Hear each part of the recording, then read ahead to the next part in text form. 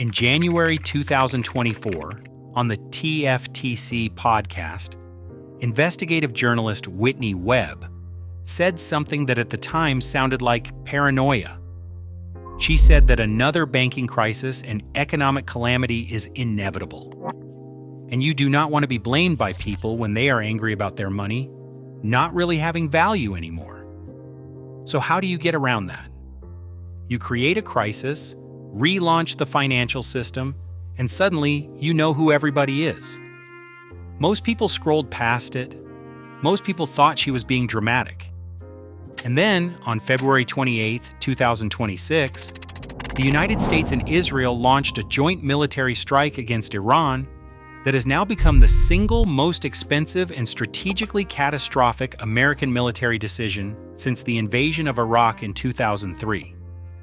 A decision that has trapped the most powerful country on earth in a war it cannot win, cannot walk away from, and cannot afford. A decision that is burning through America's weapons stockpiles faster than any conflict since World War II. A decision that has shut down 1/5 of the world's oil supply, sent gas prices through the roof, pushed inflation back toward levels not seen since the Biden era, and is now threatening to tip the entire global economy into recession. And here is the part that Whitney Webb would want you to pay very close attention to. Every single consequence of this war, every single one, leads to the same outcome. More money printing, more currency debasement, more debt, more power transferred from your savings account to the institutions that profit from crisis. The question is whether that outcome is an accident or whether it was always the destination. This is the story of the dumbest decision in American history, and why it might not be dumb at all for the people who actually benefit from it. If you want to understand what this war is really doing to your money, subscribe to this channel and hit the notification bell. Because what the mainstream media is showing you is a military conflict. What I'm about to show you is a financial heist in broad daylight. Let me start with the numbers that nobody on cable news is putting together in one place. The Department of Defense has requested $200 billion in emergency funding from Congress to continue fighting this war and to replenish the weapons it has already burned through. To put that in perspective, that is roughly the entire annual gross domestic product of a country like Greece. Added directly to the national debt, which already stands at $36 trillion. In just the first 16 days of the war, the U.S. military used more than 11,000 munitions of different types.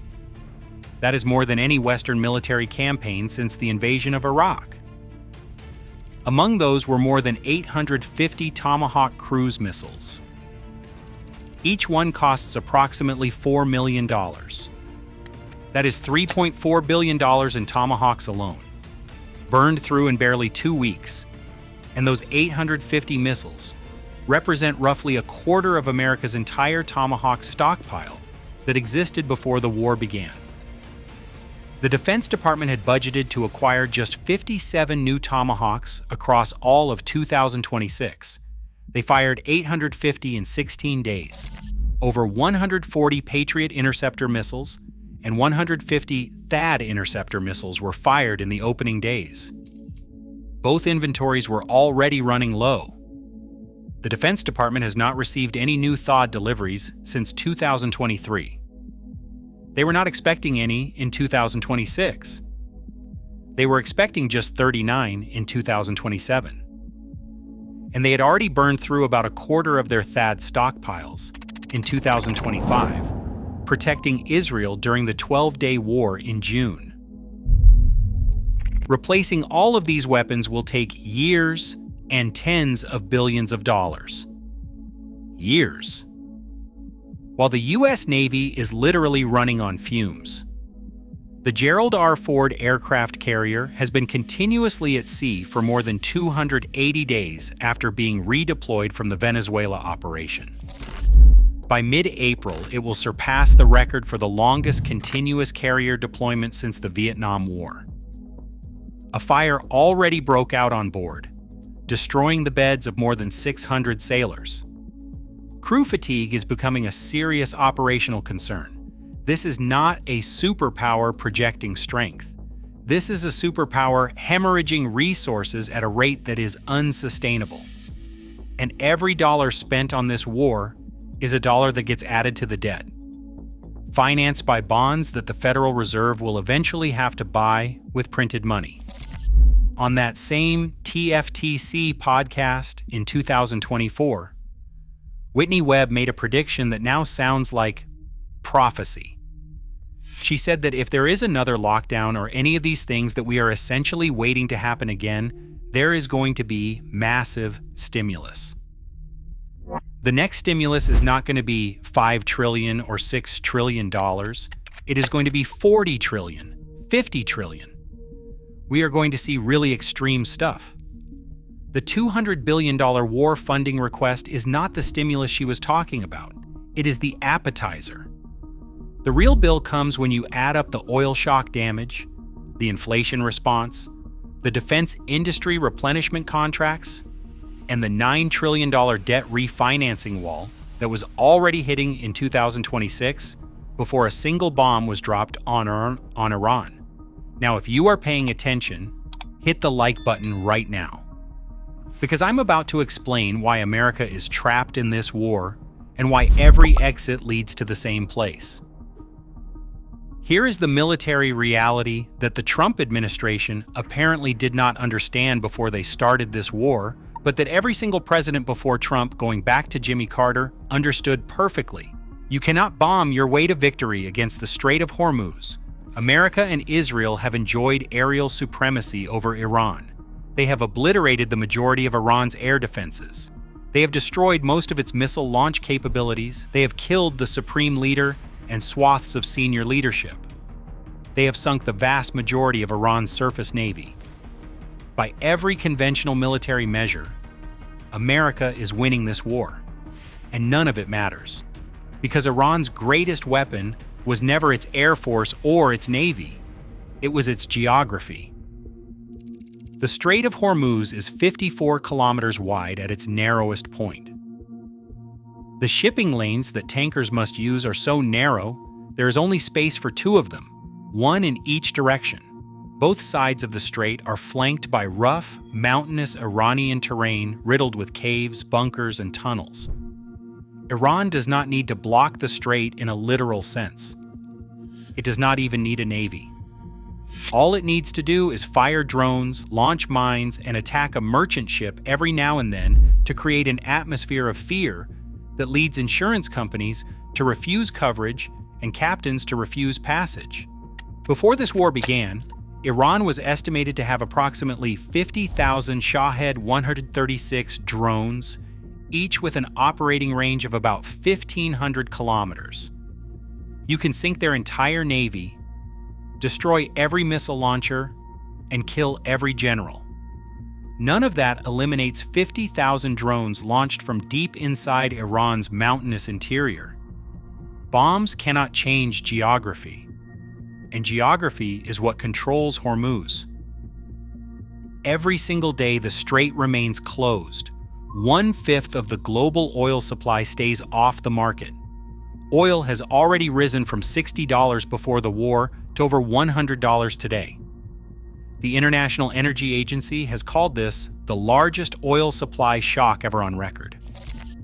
Gas prices in Europe have risen more than 70%. And here is the financial math that should terrify you.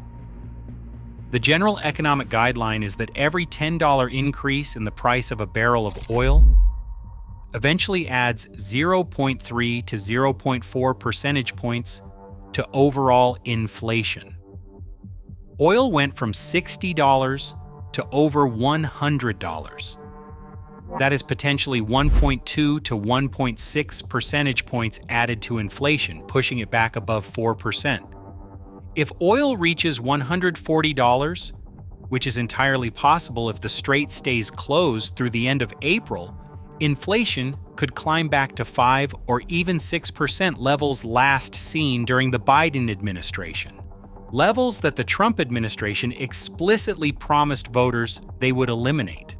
A study published by Oxford Economics concluded that if the strait remains closed through the end of April and oil reaches $140, the global economy could tip into a mild recession.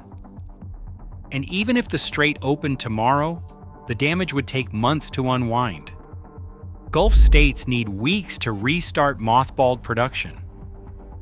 The global tanker fleet that dispersed to other routes needs weeks to reposition. Refineries across Asia that shut down need weeks to come back online. Qatar's massive Ras Laffan LNG facility, which produces nearly 1/5 of the global supply of liquefied natural gas, had 17% of its capacity destroyed by an Iranian missile. The country's energy ministry says full repair will take 3 to 5 years, 4 months minimum to normalize the oil market even after the fighting stops. 3 to 5 years to repair the LNG damage. And every day of delay pushes the inflation and recession timeline further out. If this is changing how you see this war, share this video right now, because someone you know still thinks this is just a military conflict happening far away. It is not. It is happening inside their gas tank, their grocery bill, their retirement account, and their mortgage rate. Now here's where Trump is trapped. And this is where Whitney Webb's framework becomes unavoidable. Trump has 3 options. All 3 are terrible, and all 3 lead to money printing. Option 1, negotiate. Iran holds the leverage because they control the strait. Any deal will require concessions that make the war look like a defeat. Iran is reportedly demanding recognition of its rights, war reparations, and guarantees against future attacks. The new Supreme Leader Mojtaba Khamenei is not in a mood to offer generous terms. His father, mother, wife, and son were all killed by American and Israeli strikes during this war. A negotiated end to the war stops the bleeding, but it hands Iran a political victory and does nothing to recover the hundreds of billions already spent.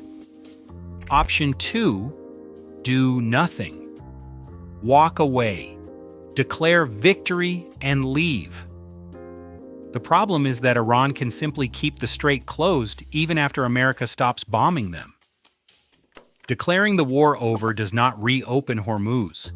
Oil stays high, inflation keeps climbing, the global economy keeps deteriorating, and Trump gets blamed for all of it, heading into the midterm elections in November.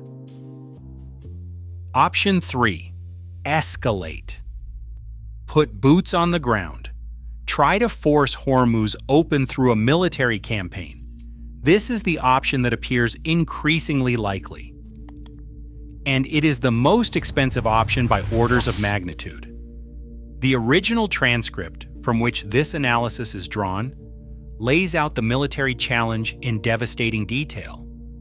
Iran's coastline stretches more than 2,400 kilometers along the Persian Gulf and the Gulf of Oman.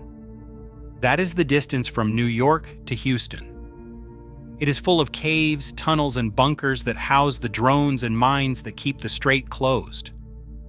Fully neutralizing Iran's ability to threaten Hormuz would require ground control across all of southern Iran and every island Iran controls within and around the strait, plus advanced air defense systems to intercept drones coming from deep in the interior. To put the scale in perspective, America's last full ground invasion of a Middle Eastern country was Iraq in 2003. That required 300,000 troops for the initial invasion and a peak occupation force of 160,000. Iraq is roughly 1/4 the geographic size of Iran and had less than 1/3 of Iran's current population. Adjusted proportionally, a full-scale invasion of Iran would require over 1 million soldiers and an occupation force of at least 560,000. That is comparable to the peak size of U.S. forces in Vietnam in 1968. It would almost certainly require a return of the draft. The financial cost of a ground campaign would make the current air war look like a rounding error. And here's the Whitney Webb insight that ties it all together. It does not matter which option Trump picks. All three roads lead to the same financial destination. Negotiate? The damage is already done. Hundreds of billions spent. Weapons stockpiles depleted. Oil market disrupted for months. The bill comes due through debt and money printing. Do nothing? The strait stays closed. Oil stays high. Inflation climbs. The economy slides toward recession. Emergency stimulus and relief packages follow, paid for by debt and money printing. Escalate. Ground operations cost multiples of air campaigns. A $200 billion funding request becomes $400 billion, $500 billion, or more. Weapons manufacturing ramps up on emergency contracts, all paid for by debt and money printing. Every path leads to the money printer. Whitney Webb has been warning about this for years. In her presentation at Bitcoin 2023, she said that the fight over the control of the cryptocurrency space is part of the larger war being fought over the future of our society, our country, and the world. The Iran war is not just a military conflict, it is a financial event. It is the catalyst that guarantees the largest expansion of the money supply since COVID. And just like COVID, the question is not whether the money gets printed. It is who benefits when it does. Defense contractors benefit. Raytheon makes Tomahawk missiles at $4 million each, with 850 fired and the entire stockpile needing replenishment. Their order books just filled for years. Lockheed Martin makes the THAAD interceptors that are being fired and not replaced. These companies do not lose when wars drag on. They profit.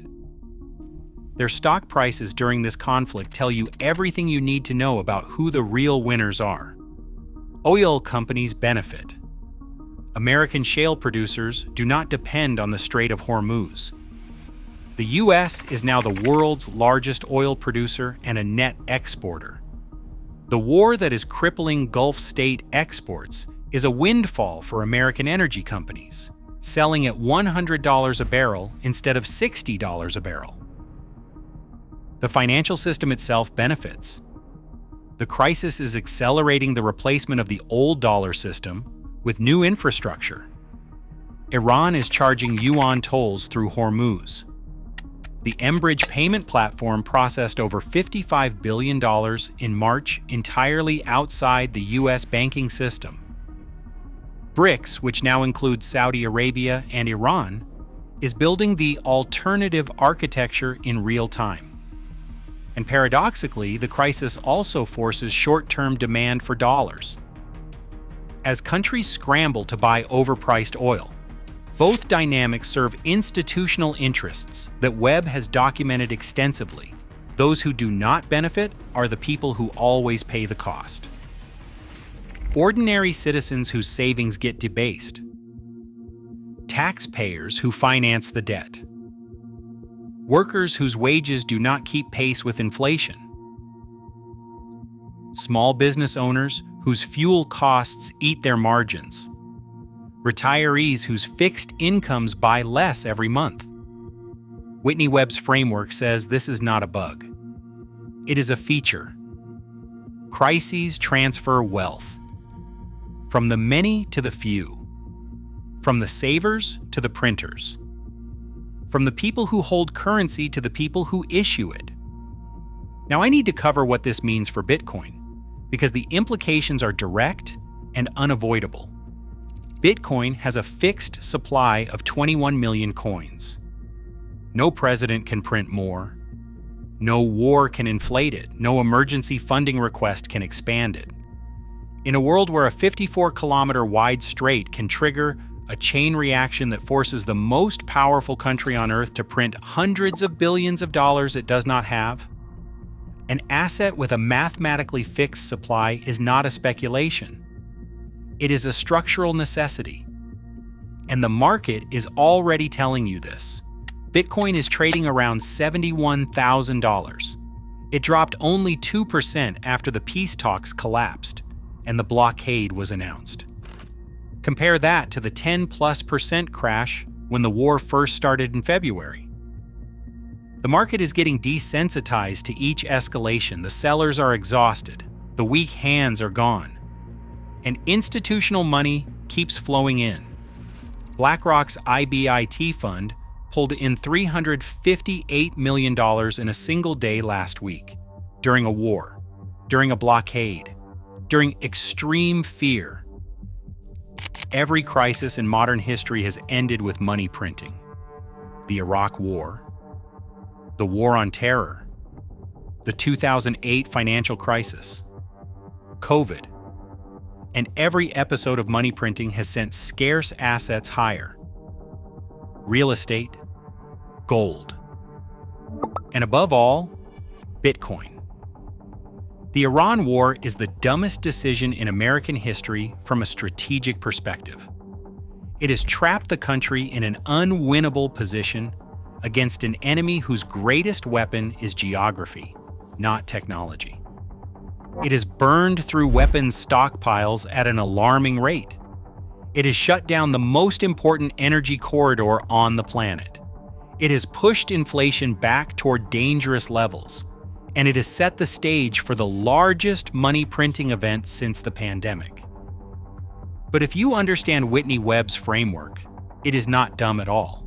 Not for the defense contractors filling their order books, not for the oil companies selling at record margins, not for the financial institutions redesigning the global system under the cover of crisis, and not for anyone holding an asset with a supply that cannot be printed, debased, or inflated away. The only people for whom this decision is truly dumb are the ones holding cash, holding savings accounts earning 2%, and trusting that the system will protect their purchasing power while it prints its way through another crisis. Whitney Webb warned you. The crisis was always coming. The money printing was always the destination. The only question was what excuse they would use to get there. Now you know. If this video changed how you see the Iran war and your money, subscribe, hit like, and tell us in the comments. Is this the crisis Whitney Webb warned about, or is the real one still coming? We read every comment, and we will see you in the next one.